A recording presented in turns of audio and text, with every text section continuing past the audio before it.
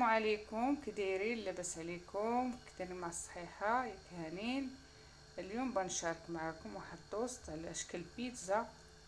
صراحه اللي ذاقوه في الدار كيعجبو، كيجي صراحه كيجي زوين وبنين. المهم انا خديت الخبز ديال الطوست، يمكن لكم تشريوه ولا ديروه في الدار على حسب. المهم انايا شريته، كناخدو كندير فوق منه لاصوص ديال مطيشه ديال البيتزا، انا مصايبه حاطاه في الدار. كندير فوق منه الفرماج مربع، وكندير فوق منه تاني سميتو طوست، الخبز ديال الطوست. ونفس العمليه كنعاود تاني كندير لاصوص ديال البيتزا ديال المطيشه، كنسرحها. كنبقى نسرح حتى كنسرع عليهم كاملين هاد لاصوص ديال البيتزا. والله العظيم ملي كيجي واحد المذاق زوين فيهم، ولينا كنفضلهم هم على البيتزا الصراحه. وكنبقى على هاد العمليه بحال هكا حتى كنساليهم كاملين، كندهنهم بهاد لاصوص ديال المطيشه.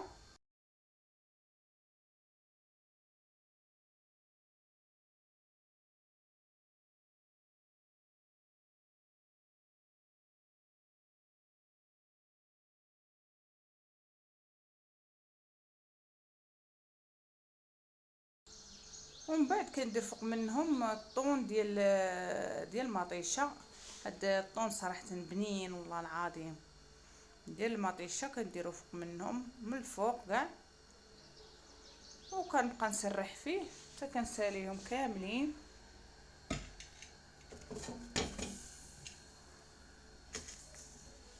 ها هما المهم كملتهم كاملين، وكنبدا ندير في الفرماج محكوك، فرماج احمر.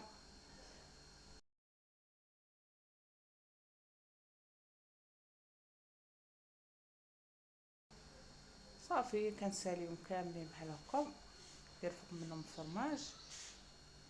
انا درت جوج باكيات ديال هاد الطوست. وكندير فليفله ولا الزيتون، تزين على حساب داكشي اللي عندكم في الدار تزينوا به. انا درت ليه فليفله ودرتهم في الفران، خشيتهم في الفران.